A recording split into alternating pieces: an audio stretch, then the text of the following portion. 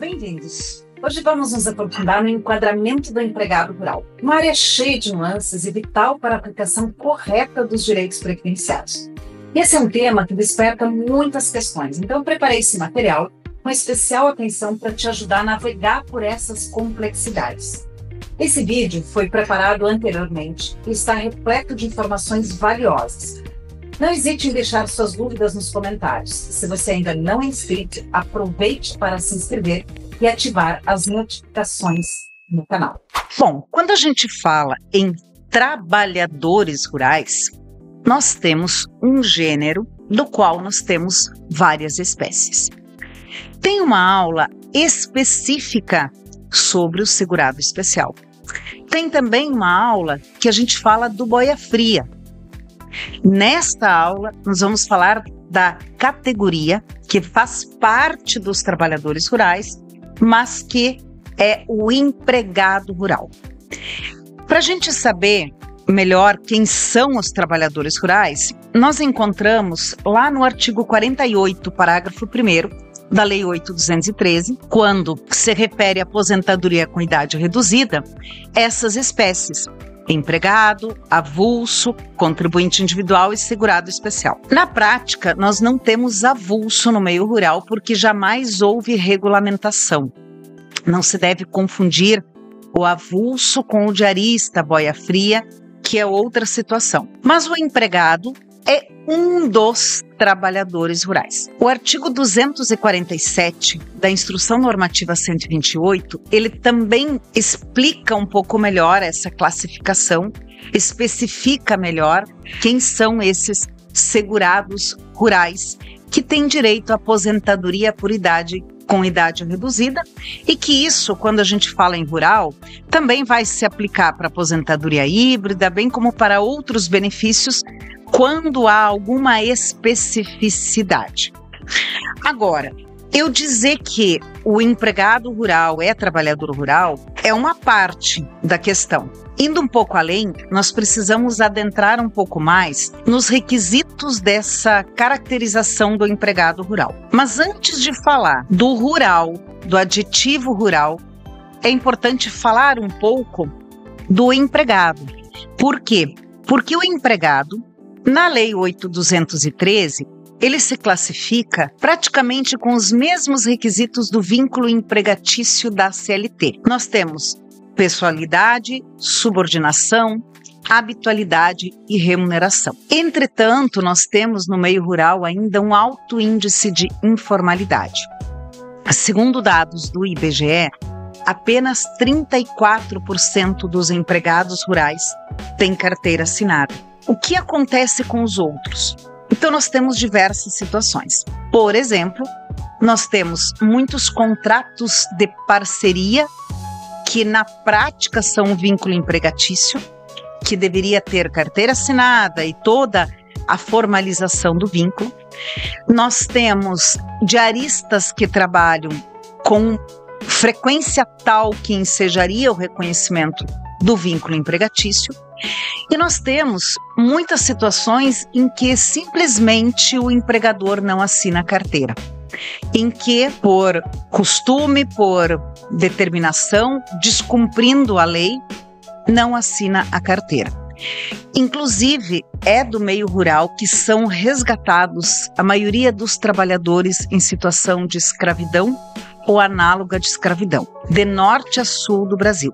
Então, há um problema ainda muito grande de formalização destes trabalhadores. Uma vez formalizado, estando lá no CNIS, estando lá na carteira de trabalho, o empregado rural tem uma segunda questão a resolver: comprovar que ele é rural. E aí, o Estatuto do Trabalhador Rural, que é a Lei 5889 de 73, caracteriza como empregado rural quem presta serviço a empregador rural. Mas esse enquadramento, ele é trabalhista. Do ponto de vista previdenciário, se escolheu outro critério: a natureza da atividade desempenhada. O que justifica tratar de modo diferenciado um empregado rural em relação ao empregado urbano? É porque o empregado rural exerce uma atividade considerada mais penosa, mais prejudicial à saúde. Então, não é porque o empregador é rural. Então, nós podemos dizer, por exemplo, assim: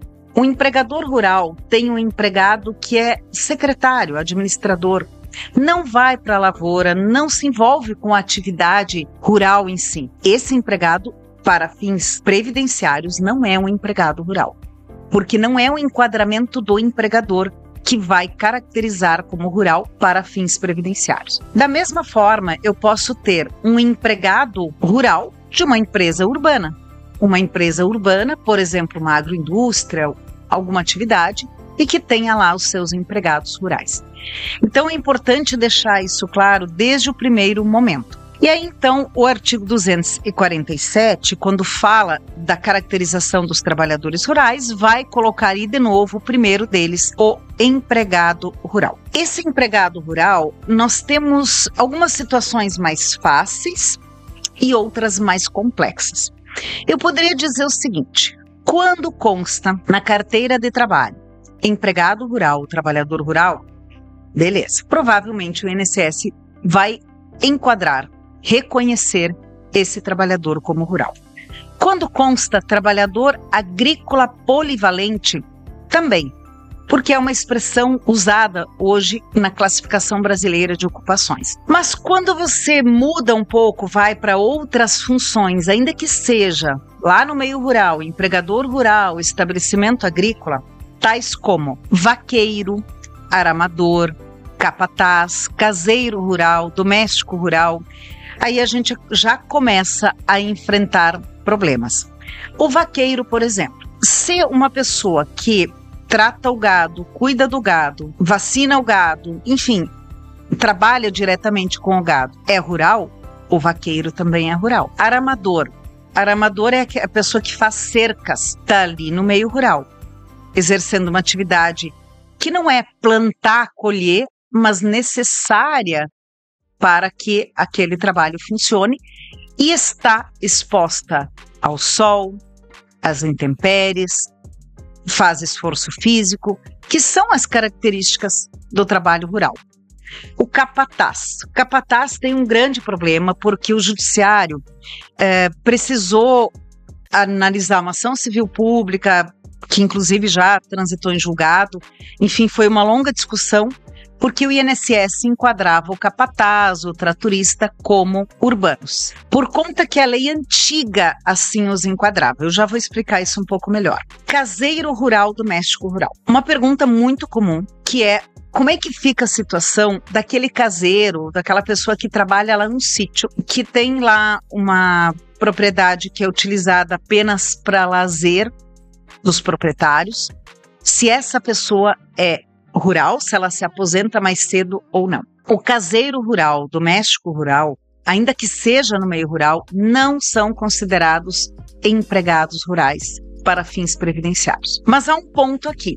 Se nessa propriedade, por exemplo, o proprietário coloca lá um açude para criar peixe e vender, coloca lá umas ovelhas, cria ovelhas para vender, começa a ter uma atividade produtiva, lucrativa, aí já não é mais doméstico, não é mais caseiro, é empregado rural.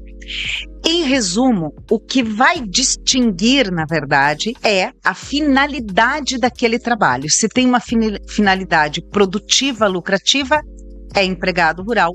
Se não tem, é doméstico. Acontece muitas vezes, já aconteceu mais, mas ainda acontece muitas vezes, o empregador querer fazer um contrato familiar. Contrata o homem e vem a mulher e os filhos trabalharem também.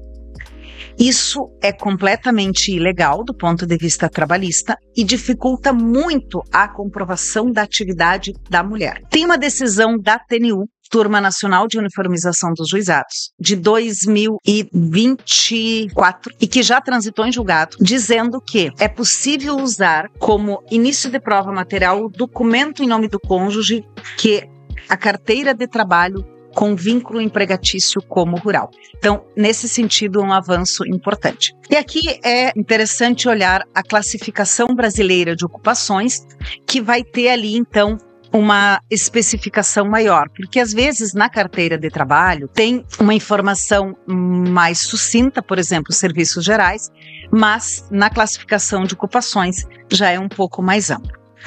Bom, lá na instrução normativa do INSS, no artigo 6º, nós encontramos um texto inicialmente interessante, dizendo que a caracterização do trabalho como urbano ou rural depende da natureza das atividades desempenhadas e não da natureza da atividade do empregador, mas aí no parágrafo único, ele acaba dizendo que algumas funções devem ser caracterizadas como urbanas, ainda que prestadas para empregador rural, como, por exemplo, motorista com habilitação profissional, tratorista, empregado do setor agrário específico de empresas agroindustriais, motosserrista, todo empregado de nível universitário. Então, nós temos um problema aqui que é uma presunção de determinadas atividades e que não se sustenta juridicamente.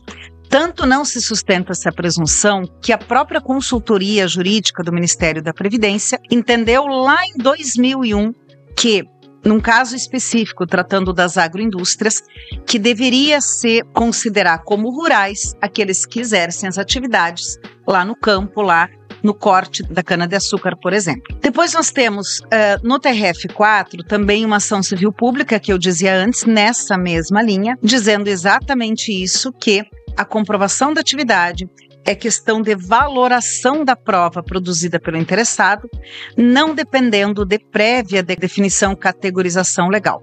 Então, importa saber o que a pessoa faz. Esse é o ponto. Importa saber o que a pessoa faz. E aí nós temos, para finalizar nesse ponto, o tema 115 da TNU, que diz que não é o ramo de exploração da atividade econômica, e sim a natureza do trabalho desempenhado pelo empregado, que vai definir o direito à aposentadoria com idade reduzida. Espero que esse vídeo tenha sido esclarecedor e trazido novos insights para a Previdência Rural. Se deseja expandir ainda mais o seu conhecimento nesse campo, visite o nosso site profjaneberwanger.com.br. Lá você vai encontrar cursos e recursos detalhados, materiais, que vão enriquecer ainda mais a sua prática profissional. O link para o acesso direto está na descrição desse vídeo. Obrigada por assistir, inscreva-se aqui no canal, clique no sininho para acompanhar todas as atualizações e não perder os futuros conteúdos. Até o próximo vídeo.